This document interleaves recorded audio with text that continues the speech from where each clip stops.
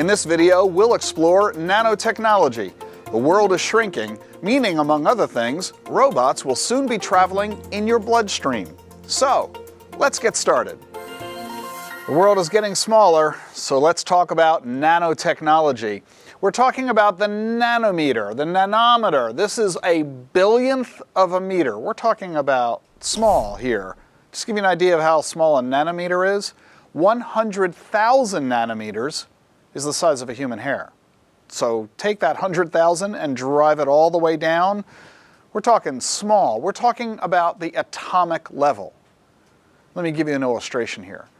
The American Society of Mechanical Engineers says that nanotechnology will leave virtually no aspect of life untouched and is expected to be in widespread use by 2020. This was all predicted by Richard Feynman, the world-famous physicist, who said in 1959, there's plenty of room at the bottom. What was he talking about? Well, computers used to fill an entire building. Now they fit on your wrist. Transistors are shrinking, as we've seen earlier, getting down by the mid-2020s to a single atom in size. What scientists have discovered is that the difference between one thing and another is not its atomic makeup, it's simply the order in which the atoms are put together. This is how they convert sand into silicon. It's how we convert coal into gold, how we take old sick people and turn them into young, healthy ones. Okay, that's off into the future. Near-term nanotech, it's already here. We already have devices that by 2018, your smartphone will have a video projector in it that will produce 3D imagery. Yeah, 2018, it's coming. By 2025, it'll be the end of laundry. Nothing will get dirty. By building textiles where dirt literally fluffs right off.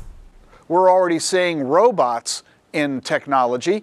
Robots are now building other robots.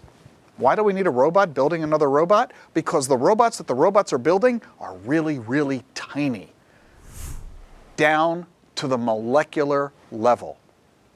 This is having huge benefits. Ultra-high yield agriculture, zero pollution manufacturing, cheap power, environmental remediation, even eventually personal spacecraft. We're seeing medical nanorobotics as well. We're looking at artificial red blood cells, artificial white blood cells. When they find an infection, they devour it. Already in the marketplace, look at what's going on in one type of eye surgery. Right now, the traditional methodology, painful injections, big risk of infection and very expensive, being replaced by nanoparticles that float in eye drops. You self-treat at home, you just give yourself an eye drop. Quick, painless. Same results as the surgery. No risk of infection.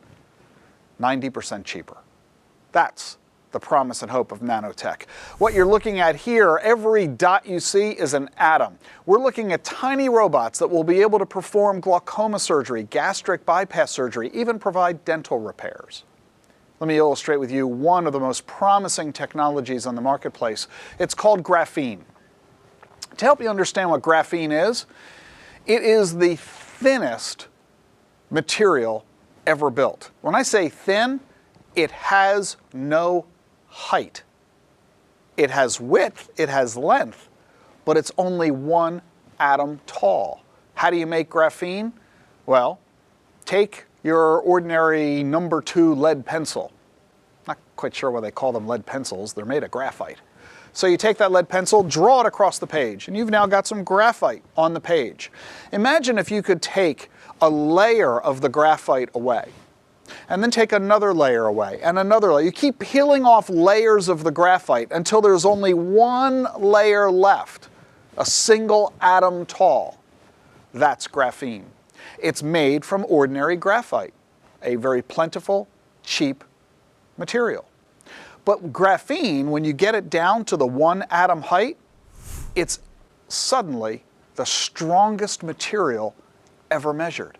It's 150 times stronger than steel. It's almost completely transparent, transmits almost 98% of the light that passes through it. It's as pliable as rubber. You can stretch it to 120% of its size. It's highly conductive, 150 times more so than silicone. It's the only substance we know of that is completely impermeable to liquids and gas, but it weighs almost nothing. It's been theorized for decades, graphene is, but finally in 2004, they have isolated it in the lab. Now, 10,000 patents exist. Today, there are over 25,000 patents. Let me illustrate for you some of the potential uses of graphene. For computing, ultra-long life batteries and photovoltaic cells power everything from mobile devices to your home. Computers that are 100 times faster than today's fastest machines. Touchscreens, liquid crystal displays, organic LEDs for your smartphones, tablets, and TVs. Super thin smartphone, bendable, unbreakable. How about for the environment? We can eliminate radioactive waste and toxic spills, water filtration systems for desalinizing and creating biofuel, improve solar cells. How about for aviation? Conductive paint that removes ice from aircraft, weight-saving inflatable slides and rafts. For industry, we can improve the electric effect. We can provide lubricants, radio wave absorption, sound transducers, thermal management, structural materials, faster chemical reactions, fluids that increase the efficiency of oil drills. How about 4D printing as well? You're wondering what 4D printing is, aren't you? Well, we all know what 3D printing is. That's three-dimensional printing. 4D printing is basically printing on demand. Upon a change in temperature, change in humidity, change in light, suddenly the device prints itself. How about for the military? Body armor for military personnel and vehicles. How about for healthcare? Scaffolds for spinal cord injuries, blood glucose testing, cheaper medical imaging, faster and efficient devices that monitor glucose, hemoglobin, cholesterol, DNA sequencing, body sensors to measure breathing, heart rate, and movement, MRI contrast agents, implantable medical devices and sensors, microbial detection and diagnostic devices, drug delivery agents for cancer therapy, bionic devices we can place into living tissues, connected directly to neurons, allowing paralyzed people to move, tissue regeneration, antibiotics, cancer treatments. And how about for fun? Tennis rackets that are lightweight and strong, already on the market, by the way. Bottom line is this: there's a huge amount of money being poured into nanotech research. Venture capital funding has skyrocketed over the past 20 years. What does all this mean for personal finance? It means you're going to want to spend a lot of money on nanotech products, the latest, greatest stuff. How would you like to buy jeans that you never have to wash?